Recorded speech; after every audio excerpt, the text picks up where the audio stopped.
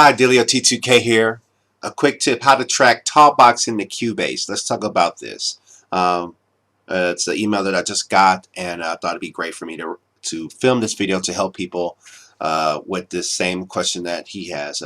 Kevin Davis wrote me, asked me a question about this, asking me about he has a USB keyboard and also has the Focusrite Scarlett 18i20, and the two questions are: how do I track talkbox into Cubase with the setup that he has and record it all at the same time?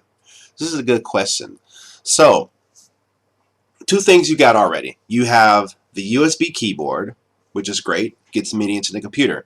And you have a great audio interface for this because I know that the 1820 has multiple outputs on there. And all you really need now is a synthesizer plugin like Massive or any really synthesizer plugin that can give you a nice basic sawtooth patch to go out to the top box. So the question is, how do you do this? Well, it's very simple, and I hope you can follow me. I don't have a copy of Cubase on me, but the principle goes across all DAWs. What you want to do to record top box in the Cubase while recording with Cubase is that what you have to do, you have to set up a VST plugin, and this VST plugin could be any one that you want, right? Now, what you have to do with the output, the audio output of this VST plugin, is to assign it to a separate output from your main stereo monitors. Okay, for example, I have my old fast track. I'm gonna do a video on this one too as well. So, for instance, most people will probably hook up their stereo monitors in their studio from outputs 1 and 2, right? Outputs 1 and 2. Well, you have the Focusrite 1820, so I know it has way more outputs and way more inputs than this. So, theoretically, what you could do is come out of your main outputs 1 and 2 for your main mixing, right? Okay, then assign the output of that VST plugin to output number 3 on your audio interface, or output 4, or output 5, and then hook that up to the top box.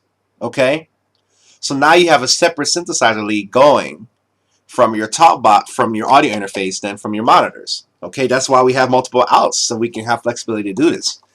And the cool thing is that once you set that up, now you have a separate audio feed, and then here's the kicker, because you got to get the audio back in.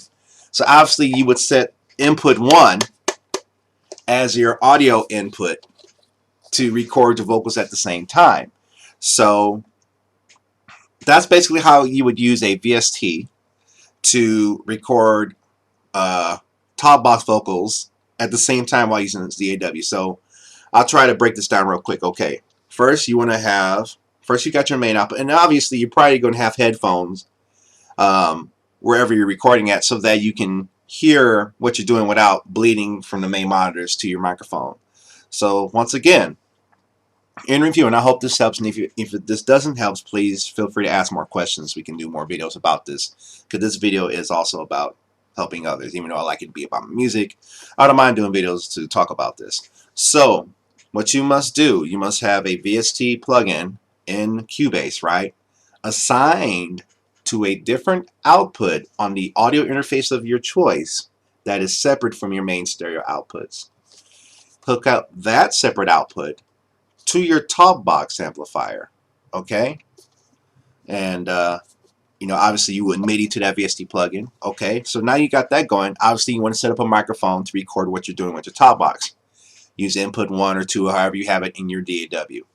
After you have that all set up, all you have to do basically is just hit record, and that VST plugin should be running because you have it selected so that your MIDI controller can use it, and you can just jam while the DAW, while Cubase is playing, and you still hear the track, and you're still recording it all at the same time. Make sure your latency is very low, because obviously in DAW world, the higher your latency is, the slower the MIDI responds, and that's kind of a catch-22, which is why I use a separate synthesizer separate from the whole computer world, because we know computer world gets upset when you bring that buffer way down low. So that's why I use a Moog synthesizer or something like that, that's completely separate and independent, so that I don't have to worry, so I can have a high recording buffer and still have instant response when I play. So I hope that helps. And that's how you record a talkbox vocal track in the Cubase. I hope the principles follow through. If you have any more questions, feel free to hit me up. And I hope this helps. And I'm out of here. Peace.